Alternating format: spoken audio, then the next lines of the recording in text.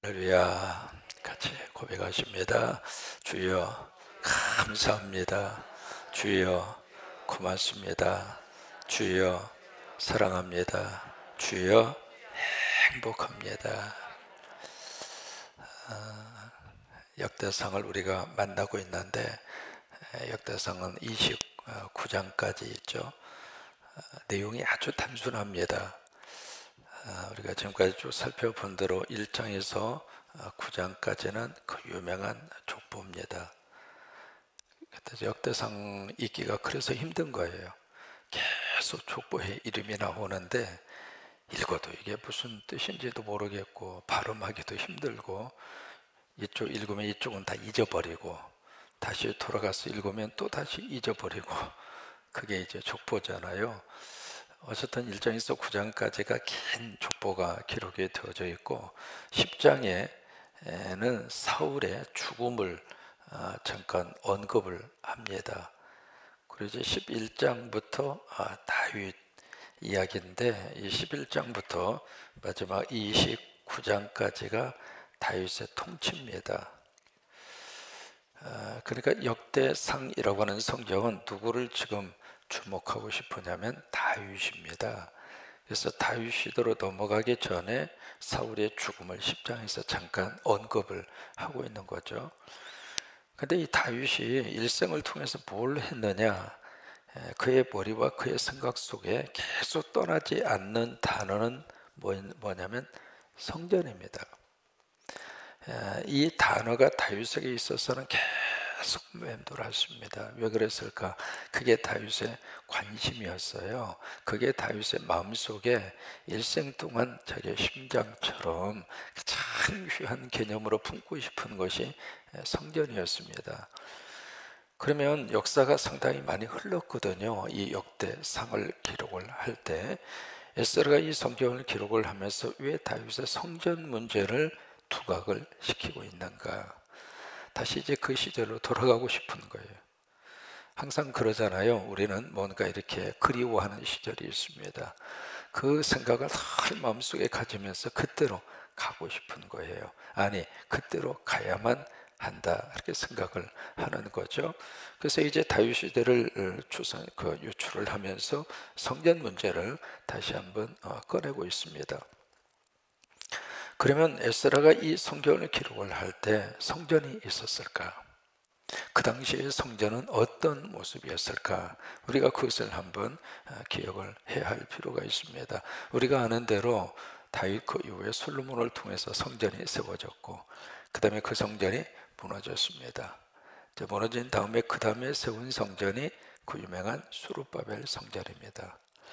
그러니까 다윗 성전, 솔로몬 성전 같은 경우에 있어서는 국가적인 국책 사업으로 그 건물을 지었습니다. 그러니까 얼마나 화려하게, 얼마나 웅장하게 그 건물을 지었을까, 우리가 생각을 해볼 수가 있겠죠. 근데 수룹바벨 성전은 포로에서 돌아온 사람들이 호주머니를 털어서 성전을 지었어요. 그러니까 굉장히 볼품이 없는 그런 성전을 지은 거죠. 적어도 이 에스라가 활동하던 이 시절에 그들에게 있어서는 비교할 수 없을 정도로 초라하고 볼품은 없지만 성전은 있었다, 이 말이에요.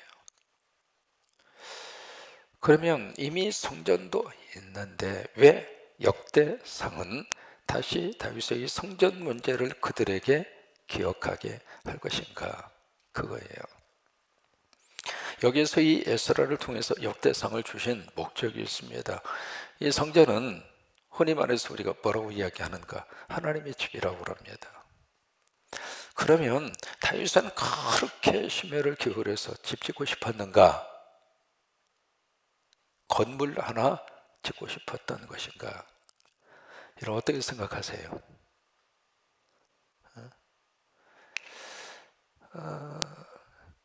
그래서 그렇게 건물 짓는 것이 중요하니까 여러분들도 헌금을 바치시고 여러분들도 온 총산 다해서 우리 교회당 건축합시다, 그런 쪽으로 설교할 본문을 우리에게 제시하기 위해서 역대상을 주시고, 그 다음에 역대하는 이제 솔로몬을 통해서 성전 건축이 이루어지는 과정이거든요. 그래서 어느 교회든지 교회 건축에 딱 임박하면 가장 많이 설교 본문으로 삼는 게 역대합니다. 그러면 단순히 교회당 지으라고 이 성경이 말씀을 주셨을까? 여러분 어떻게 생각하세요? 그건 아닙니다.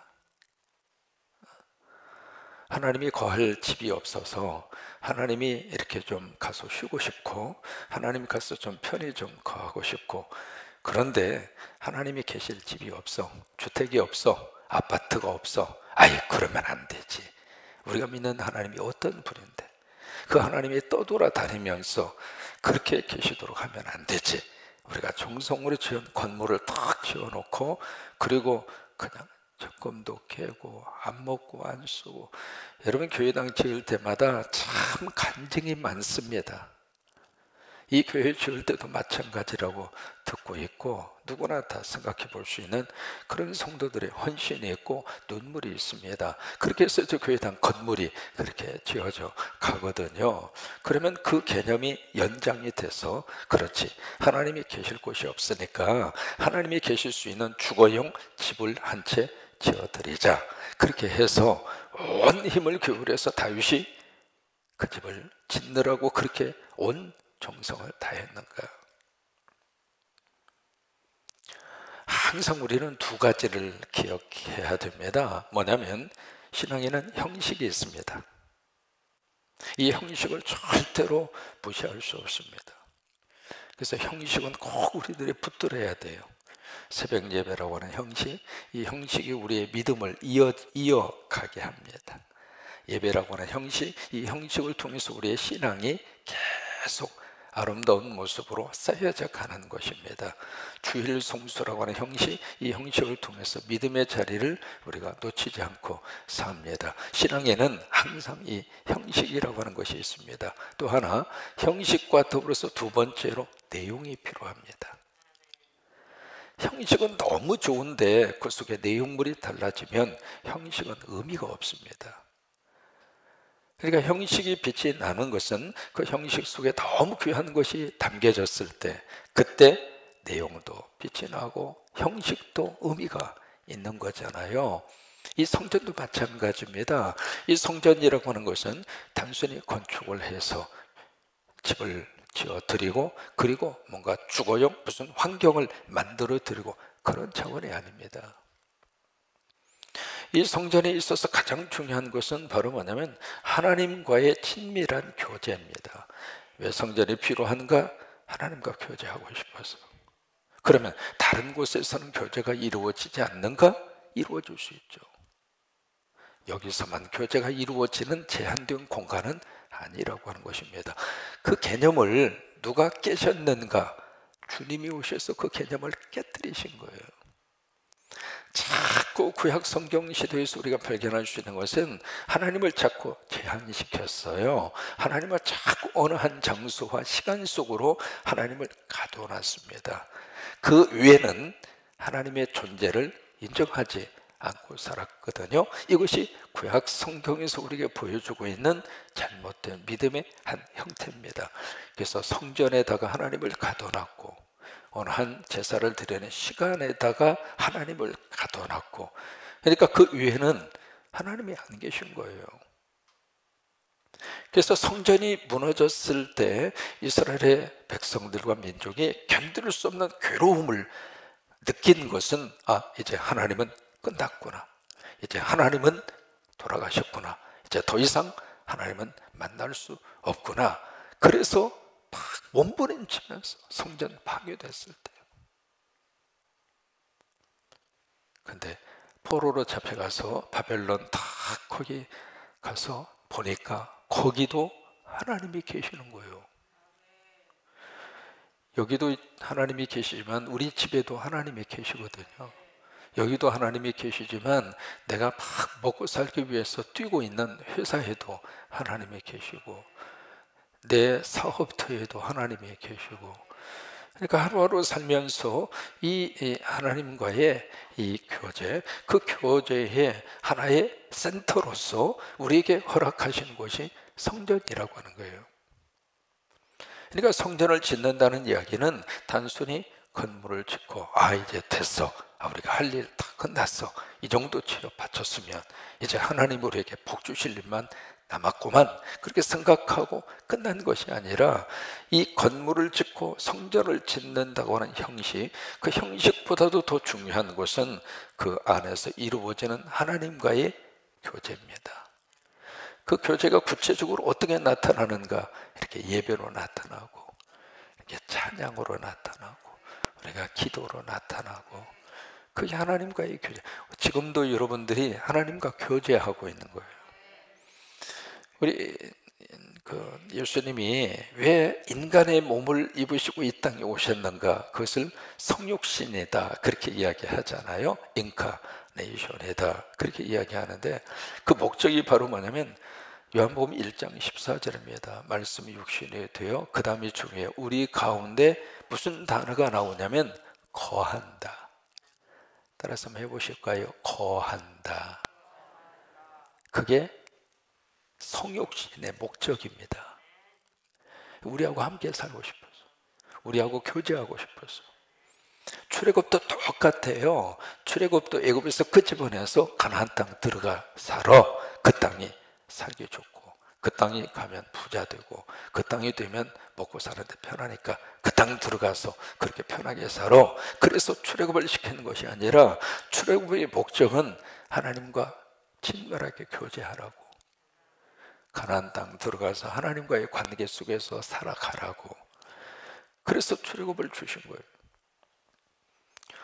오늘 다윗은 이런 면에 있어서 단순히 다윗을 건물 지은 건축가로 그렇게 이해하고, 그렇게 다윗을 해석하고 끝난다면 아마 다윗이 그럴 것 같아요.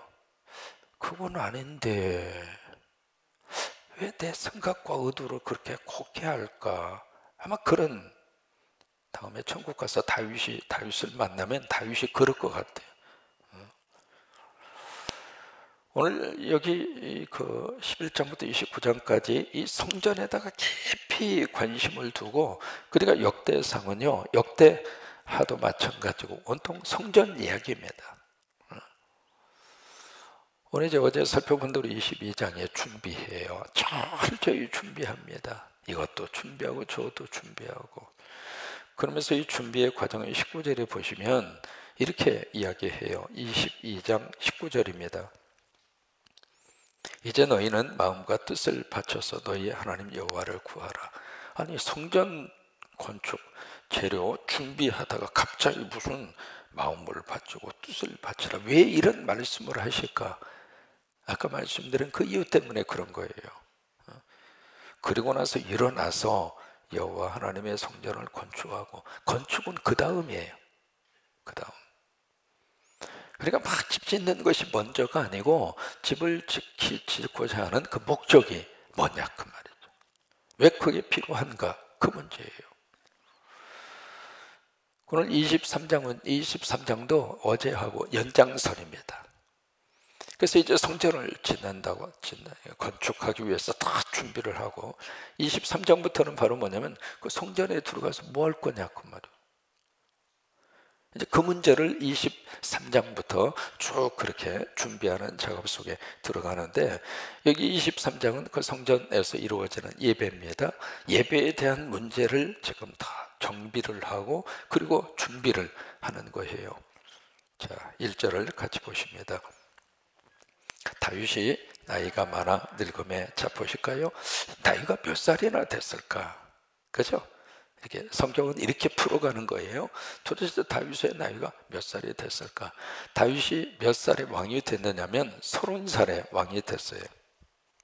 30살에 왕이 돼서 헤브론에서 몇 년 동안 왕을 하느냐면 7년 6개월 동안 유다 족속을 통치합니다. 그 다음에 이스라엘의 통일이 되죠. 그래서 통일 왕국 12지파가 다 모아져서 통일된 나라를 몇 년 통치하느냐면 33년 통치합니다. 그러면 계산이 나오죠. 30살의 왕이 돼서 이게 이제 40년 6개월이죠. 그러면 현재 다윗은 몇 살이냐면 70세, 70.6세. 그러면 우리 나이로 보더라도 지금 70세, 와, 청년이잖아요. 여자분들은 아가씨잖아요. 근데 어떻게 다윗이 지금 1절에 나이가 많아서 늙었다고 이렇게 표현할까? 우리 70세 되신 분들, 가까이 되신 분들, 여러분 늙으셨어요? 마음은 완전히 지금 뭐예요? HOT. 마음은 지금 청춘이잖아요. 마음은 지금 뭐 젊은이 못지않는 열정을 가지고 살잖아요. 왜 다윗이 여기 지금 그때 왜 나이가 많다고 이렇게 표현을 했을까? 그 당시에 우리가 생각하는 것처럼 성서시대에 어느 시대에는 장수를 했습니다마는 어느 시대에서는 다윗과 같은 이 시대에는 그렇게 오래 살지 못했다 이 말이에요. 지금 우리나라의 평균 수명이 늘어나는 것이 참 어떤 의미에서 큰 복이죠. 지금 이제 한국의 평균 수명이 80세가 훌쩍 넘었잖아요. 여자분 같은 경우는 88세입니다.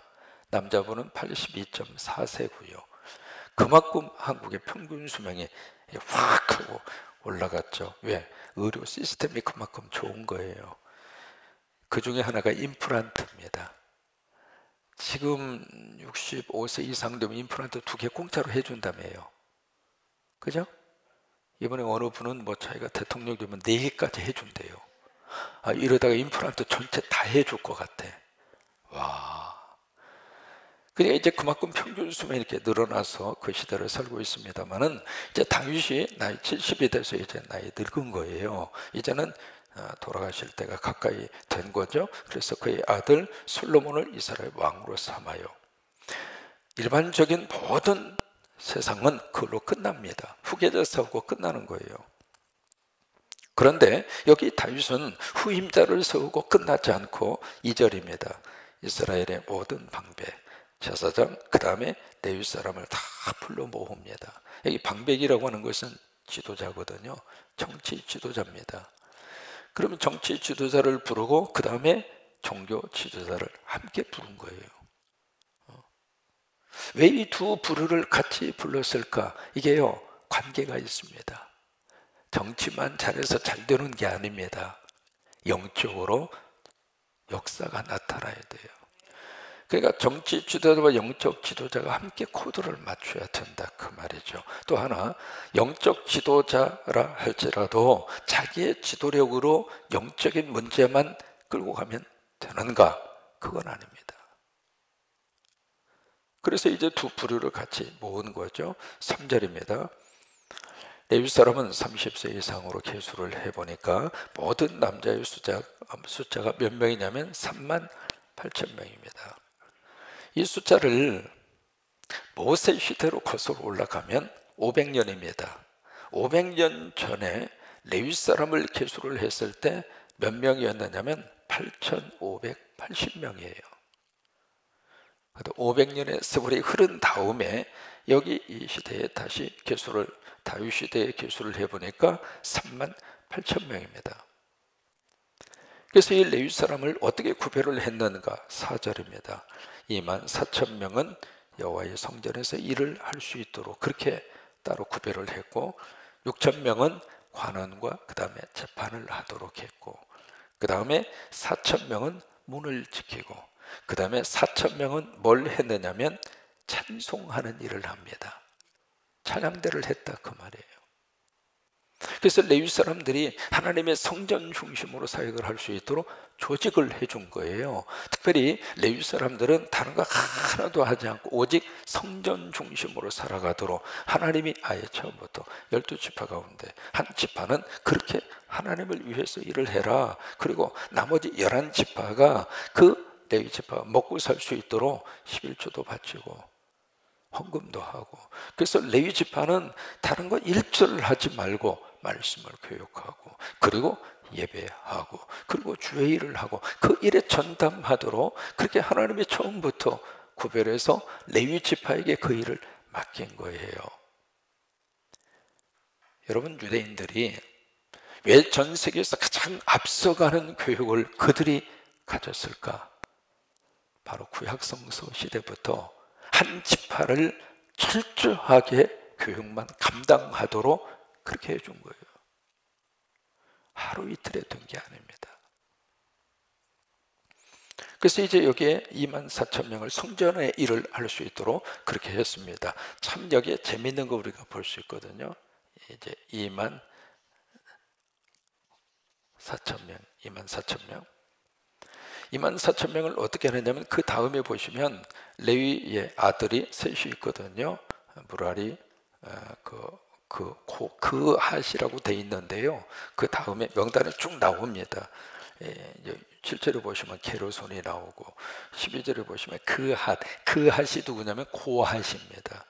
고핫, 그핫 같은 사람이고, 그 다음에 21절에 보시면 무라리, 이 세 명의 그 자녀들에 대한 여기에 이제 각 레위 지파에 여기에 가장 최종적인 책임을 지고 있는 사람들의 명단을 쭉 이렇게 밝히고 있는 거거든요.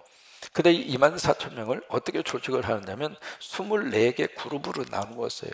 반차라고 그래요. 성경에서는 반차. 24개 그룹으로 나누어서 한 그룹당 몇 명씩 배정을 했느냐면 1,000명씩 배정을 합니다.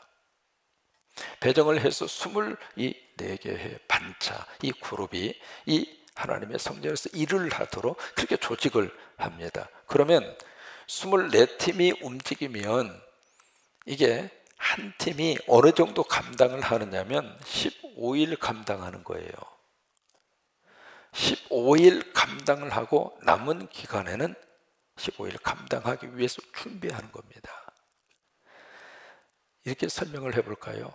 제가 이제 여기서 목회를 하고 사역을 하는데 제가 이제 계속 설교를 하잖아요. 주일도 설교하고 그 다음에 새벽에도 하고 수요예배도 하고 이제 부목사님들에게 좀 기회를 드려야 되니까 월요일 날 하고 금요일 날 하고 주일 오후 예배하고 그러잖아요. 근데 이게 이런 식으로 목회 사역이 이루어지는 것이 아니라 이제 만약에 예배 드릴 수 있는 공간이 딱 하나밖에 없어. 예루살렘이 그랬거든요. 성전이 하나밖에 없으니까 전체 국민들이 거기 와서 예배를 드려야 돼.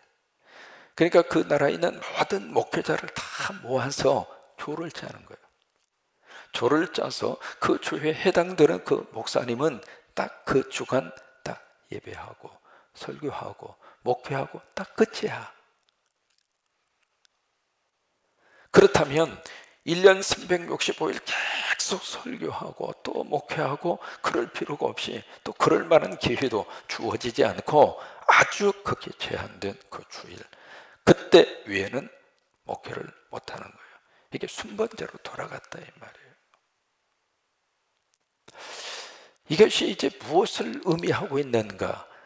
그러면 만약에 15일만 다 거기서 사역을 할 수 있다고 했을 때 대충 할까요? 최선을 다할까요? 그러면 15일 사역을 하기 위해서 나머지 그 날 동안 얼마나 많은 준비를 하고 얼마나 많이 사모하고 얼마나 많이 간절함으로, 이게 이제 뭐냐면 그런 식으로 순번제로 그렇게 돌렸습니다.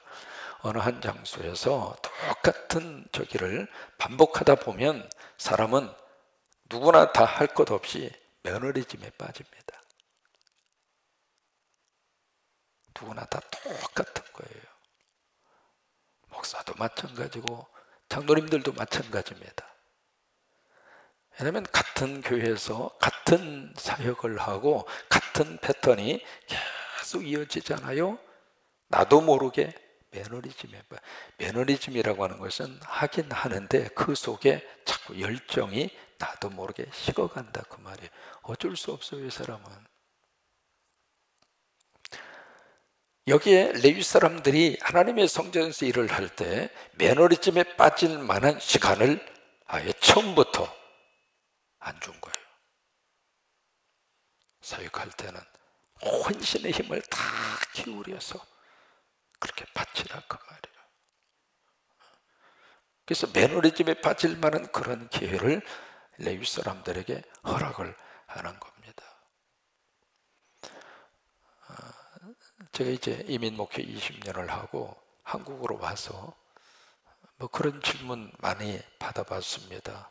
한국에 와서 좋은 게 뭡니까? 뭐 목회 현장이야 뭐 여기나 거기나 뭐 사람 사는 동네 뭐가 뭐 다르면 얼마나 다르겠습니까? 목회 본질이야 뭐 여기 가든 저기 가든 그게 그거죠. 근데 한 가지 제가 이제 그런 대답을 좀 한 적이 있습니다. 여기 와서 가장 좋은 것 중 하나가 바로 뭐냐면 처음 목사 안수 받았을 때의 마음으로 할 수 있다고 하는 거예요. 그게 이제 개인적으로는 너무 저한테는 의미가 있었습니다.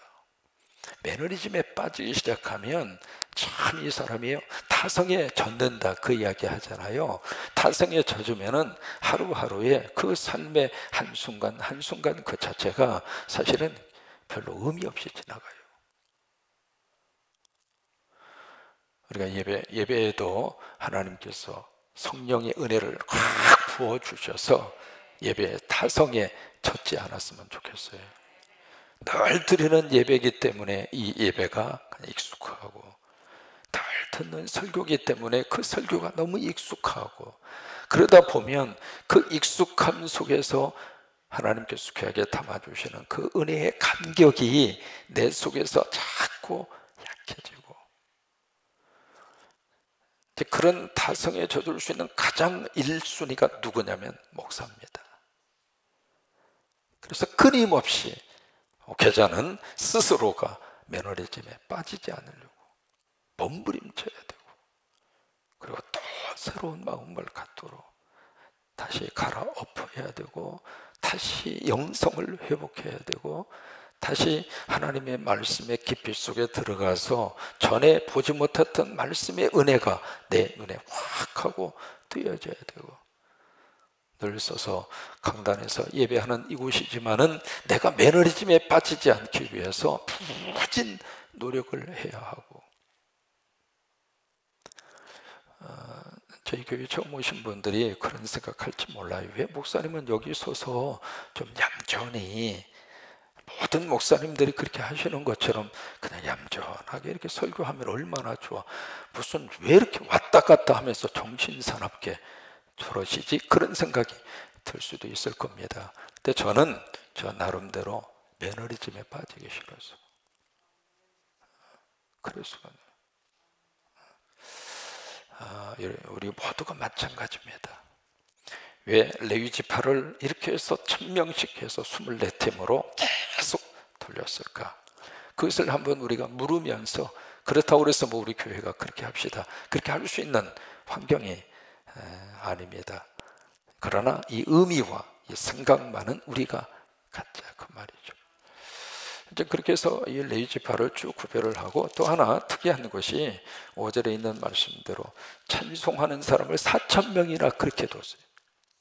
와, 주일날마다 우리 성가대석을 이쪽으로 삼습니다만은 반대로 해야 돼요. 여기가 성가대석이고 여기가 새가족석이고, 그래서 4000명이 와 얼마나 웅장하겠습니까? 얼마나 그 찬양이 하나님께 영광이 되겠어요? 그래서 이제 4000명 찬양대로 구성을 해서 하나님 앞에 그렇게 영광을 돌립니다. 여러분, 그 내용에 쭉 그렇게 기록이 되면서, 자 25절입니다 24절 같이 한번 읽습니다. 이는 다 레위 자손이니 그 조상의 가문을 따라 계수된 이름이 기록되고 여호와의 성전에서 섬기는 일을 하는 20세 이상 된 우두머리들이라. 이게 성경에서는요 사역할 수 있는 연한을 아주 분명하게 구별했어요. 한도 끝도 없이 죽을 때까지 하는 게 아닙니다. 딱 정해놨습니다. 그때까지만 하라 그 말이에요. 저도 마찬가지입니다. 이 교회 담임 목사로서 교단에서 정해놓은 그때까지 딱 하고 끝나는 겁니다. 그게 성서 시대부터 있었어요. 근데 여기 20세 이상이라고 그랬잖아요. 근데 이게 원래 회막에서 일을 할 수 있는 사람의 연령이 30세예요 30세인데 참 이 나이가 조금씩 이렇게 차이가 있거든요. 원래는 이제 30세 이상 회막에서 일을 할 수 있도록. 근데 이게 쭉 가서 25살로 내려왔어요. 그러다가 다윗 시대에는 이것이 20살로 내려왔어요. 그럼 왜 이렇게 자꾸 나이가 내려왔는가? 왜냐하면 그 전에는 이동식 성전이었기 때문에 거기서 이렇게 많은 사람이 사역할 이유가 없었어요. 그래서 30살부터 사역을 한 거고요. 지금 이제 20살까지 내려온 것은 이제 건축을 하고 집을 지으면 이게 전체 국민들이 다 와서 제사하고 예배하고 그렇게 많은 일손이 필요한 거예요. 그래서 나이를 밑으로 내려간 거예요. 그래서 20살부터 회망에서 일을 하도록 그렇게 한 거예요.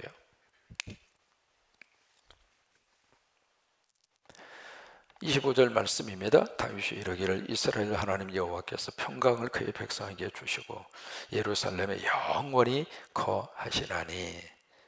그러면서 레위 사람이 다시는 성막과 그 가운데에 있어서는 모든 기구를 맬 필요가 없다 한지라. 왜? 이제는 이동식이 아니잖아요.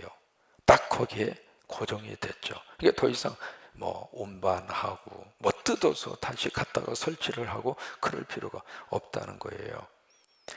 그런 식으로 해서 쭉 하는데 28절을 같이 한번 읽습니다. 그 직분은 아론의 자손을 두어 여호와의 성전과 뜰과 골방에서 섬기고 또 모든 성물을 정결하게 하는 일, 곧 하나님의 성전에서 섬기는 일과 또 진설병과 고운 가루의 소재물, 곧 무교천병이나 과자를 굽는 것이나 반죽하는 것이나 또 모든 저울과 차를 맡고 아침과 저녁마다 서서 여호와께 감사하고 찬송하며, 이게 다 레위 사람들이 하는 사역이었다 그 말이에요. 근데 이 사역 가운데 재미있는 것이 29절에 보시면 과자 굽는 것도 나옵니다. 그럼 그 당시에도 간식을 만들어 드셨구나 그렇게 생각할 수 있는데, 그 간식이 아니라 하나님 앞에 드리는 제물의 종류예요.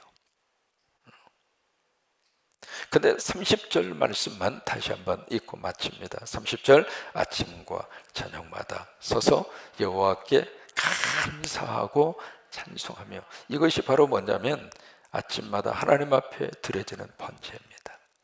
아침 저녁마다 우리가 지금 이 새벽에 제단은 그 전통과 그 흐름을 이어오는 거예요. 하루를 시작하면서 하나님 앞에 번제 바치고, 그 다음에 저녁에 주무시기 전에 번제를 바치고, 아침에 와서 우리가 새벽 기도하고, 저녁에 주무실 때 하나님 앞에 기도하고, 그거거든요. 그래서 아침과 저녁마다 매일매일 그렇게 하나님 앞에 번제한 거예요. 그래서 서서 뭘 했느냐면 하나님에게 감사하고 찬송하고, 그 일들을 누가 감당을 했느냐면 레위 사람들이 그 일을 감당한 거예요. 정리합니다.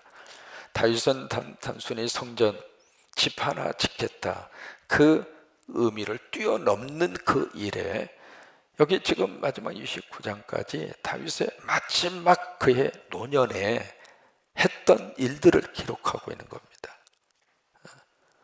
그러니까 마지막 아들에게 물려준 다음에 하나님 나라 갈 때까지 뭘 했는가 철저하게 그 나라 전체가 예배의 시스템이 제대로 돌아갈 수 있도록, 작동할 수 있도록 그 일을 다윗이 심혈을 기울여서 그 일을 해요. 이유는 하나님과 교제하라고, 하나님과 친밀히 교제하라고. 그래요. 오늘도 새벽 기도를 쌓고 하루를 사는 우리의 삶 가운데 하나님과의 깊은 교제가 오늘 하루 은혜 가운데 이루어질 수 있게 되기를 주의 이름으로 축원합니다.